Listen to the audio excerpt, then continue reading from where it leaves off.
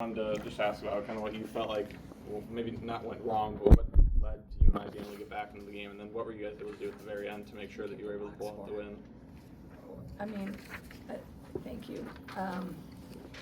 I would like to say what went right is Maya McDermott. I mean, we can really critique. I think sometimes we do that a lot, both ways. Is like, man, what'd you do? What'd you do? And we don't give enough credit to greatness. That was great. We were trying to switch. We were trying to do a lot of different things, but when Maya gets on a roll, listen, I love that kid. I recruited the heck out of her up until, her and Caitlin were the same age, and she just is a winner.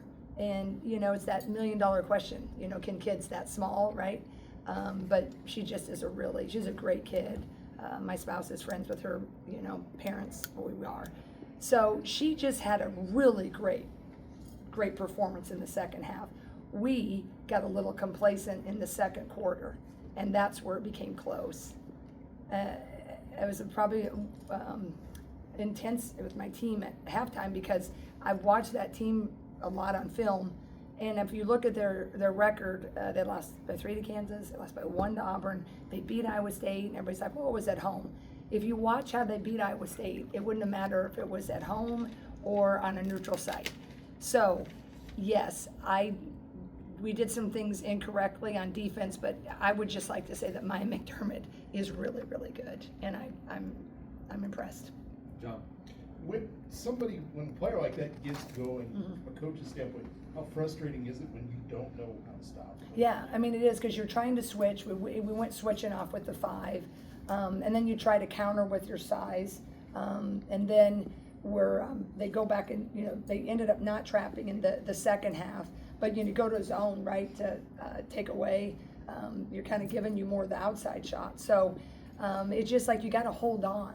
And I just had an inkling in that second half. I thought it was going to be pretty important in that third quarter how we started it, and we didn't start it well.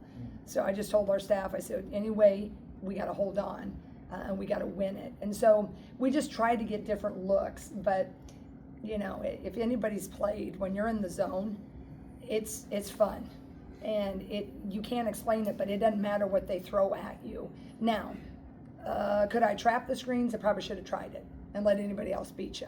I didn't do that. I didn't have the guts to go zone, because sometimes it slows them down a little bit and then you're too open. Probably should have done that.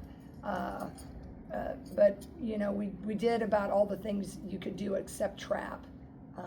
But it's frustrating, and I'm just really, really thankful. I think what's great about it though is there's just a lot of mutual respect, right? And I think that's what's cool about the rivalries. David. Jan, I mean, Taylor McCabe's probably been one of the players that's ridden the highs and lows and kind of been ups and downs, whether it be playing time and kind of everything else. But for her to go out there, play some really strong defense too, it seemed like she had the important play with 2 minutes to go and hit all those threes, I guess. What impact did she have on the game, and what can that do for her moving forward, just knowing that she's capable of doing what she did tonight? I think Taylor McCabe kind of embodies this particular team this year, but a lot of what our teams have been about.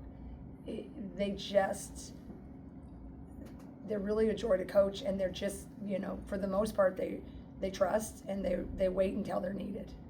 And Taylor has stayed the course, and she got stronger in the off season as we asked her to, and did all those things. But then when Sid came back, we felt bringing her off the bench would be better, and she was like, okay, I'll be ready.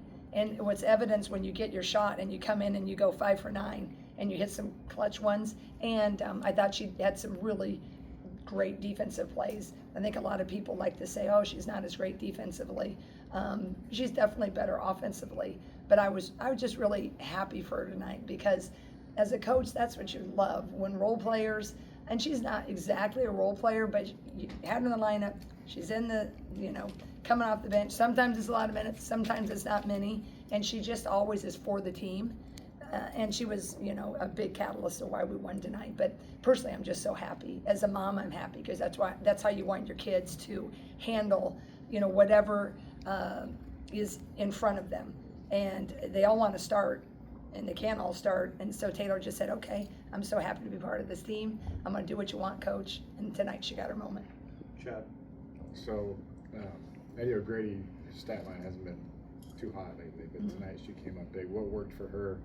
And also just on the post note, like Hannah's big plays down the stretch, how big was that to see? Yeah, you know, when they went to the zone, you know, because then they were like, well, we got to take, you know, Big Addie away a little bit. We could have done that better. We have an offensive set. We hadn't looked, we didn't hit the angles right when we should have hit Addie. I think we could have increased that, you know, our cushion a little bit in the third. But we hadn't faced a lot of just zone, right? You can face it in practice, but until you get when the lights are on. So we kind of forgot to look at the angles. But Addie, you know,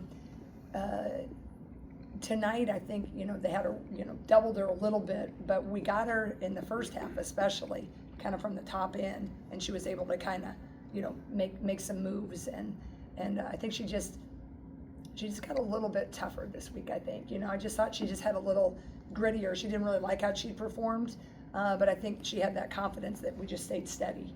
And I think when we stayed steady, then she stayed steady, right? I think sometimes the kid, when they don't have a game, they're kind of looking over their shoulder. You know, what was going to happen? Well, nothing. You just need to perform a little better. And tonight she did. Mike. Jan, you and Iowa State both play Northern Iowa and Drake. Mm-hmm. And Tanya was in here earlier, and I think she expressed appreciation for that. There's risk involved. Why do you do it? What value do you see in it, and will this continue indefinitely? Well, I think women do it because, you know, we've always, we've appreciated the fan bases always so much, I think. The women's game, I think people have appreciated it over the years because I think women play with a tenacity and a joy, and they compete really hard. And all my years that I was always trying to get fans to watch us, whether it was at Drake or here, is what I was trying to always sell the point, I guess, is like, okay, I know the men's game is popular in the pros, and I know everybody flocks to the men's games, but if you really appreciate someone pushing towards a goal and being so passionate and working with their heart and soul, you can appreciate the women's game. And so when we got fans to kind of like, hey, you know what, they are working pretty hard. Didn't take anything away from the men. And this is where I'm going with it. So the fans, they really have been enjoying women's basketball for the spirit, in my opinion, of which the game has always been played. It wasn't ever a business like I think the men's side has been for a long time, right? So the risk when you play these, and it is risk, and this is no disrespect, but when we were at Drake too as coaches, and I love the mid-majors, I believe in them, but when you're the big guy, you're supposed to win. And so then everybody is like, they can't wait for the game because then the people can't wait for the big guys to fail. And if the little guys get close, it's like, way to go, little guys, right? And so then you play it, and then as the men's game, they get better and better. Look how good UNI is, right? Women. It's like the risk of would you play an in-state mid-major is a lot different than you play a mid-major from Ohio, because you don't recruit half of the roster. So Bill and myself and Tanya and Allison, we're recruiting like crazy. Because we build our teams typically. So we continue to play it. I think the fan bases might riot. But B, I think there's it's sport. It's it local, kind of makes sense, right? You're right down the road. It's tough. It's interesting. I mean, look at our room. You know, a lot more fans, you know, coverage and journalism, not fans, journalists. So yeah, your business sense is like, yeah, can you give me a mid-major from Virginia? You know, because the emotional toll it takes.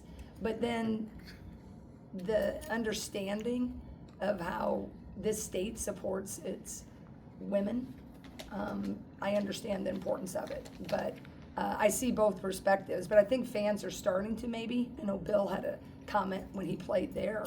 Heck, I'm very thankful we played here tonight. I was concerned about this game from the minute I started seeing you and I play. So I think that. I just think it's we're not as business oriented. You know, it's a business decision, you know, sometimes, and I understand it. I understand it, and I don't judge it whatsoever. And I think a lot of people do, but there's a lot of pressure on those, and it's a business. Coach, it was the Michigan State game where, you know, it was the fourth quarter when things kind of went sideways for your team. Tonight, you got a lot of pressure in the fourth quarter. What did it tell you about your team? What did you learn about your team when they got it down to like a 1-point game? You guys still were able to weather that storm. Yeah, you know, that's what I talked to the team about in there. I said, that's what we got to focus on, because they feel this pressure, you know, like they're like kind of looking like, you're looking at you like, oh, we let that lead slip. Is Coach happy? Heck yeah. I mean, I'm very happy. I mean, winning is hard. No matter who you play, it's hard. And in-state rivalry games are really hard. So that's exactly what I told them. I said there was a lot of moments when it kind of swung, but you did what you had to do when you had to do it. And I said, end of conversation. Enjoy it. We're going to play tomorrow. And I just said a lot of respect. We're going to work on the things. And I kept going back to the second quarter, because to me it all happened in the second quarter. We let them get confident. They had a taste. And then we started to play on our heels. And then Maya had great, and other Mashitia Wettering, I mean, I love that kid, you know, they all had some really nice moments. And yes, we should have played better defensively. We usually have, but they were a good team. Blake. Jen, I just want to ask about your free throw shooting. We talked about Hannah, you know, yesterday, and she was 7 of 8. You guys were 20 of 22 overall. I mean, how big was that when you guys had to have it? You had it from the free throw line. Well, I think it's just really big for Hannah's confidence, and I think for the work and the habit she put in. You know, Blake at a presser the other day, we were just talking about what was the difference with Hannah, and I said, well, she practiced. You know, it's just like in high school, you know, she could kind of get by and everybody was working on her form, but when she went through that freshman season, I think it was a game at Indiana when she went really abysmal, and that, I mean, that stung and it hurt, and I think it was used as a motivator, and she worked and she worked and she worked, and that's what you like to see happen. So I'm really thrilled for her. It's just I think a lot, I think what we do is fun, but it's a lot of life lessons that'll help them later. So if you put your nose to the grindstone and you try to right a wrong, and you work and you work and you work, doesn't guarantee you're gonna have success, but if you don't work, that guarantees you won't. And so I'm proud of her for that, and really thankful, because tonight that percentage was the difference. Last one, Chris. In the beginning of this presser right here, you just listed a couple teams that, like a couple D1 teams like Kansas, Auburn. You said that they really compete against them. They beat Iowa State. So what is it about this team that allows them to compete against these high teams? And where does this team specifically compete against or compare against the ones that you've seen in the past? The Northern Iowa team? Yeah. Well, I think you see a kid that has her COVID year in Maya McDermott. You got one go around. She'd been around the block. She had nothing to lose, and they've been in some really close games her whole career, and you know, we've all gotten kicked sometimes.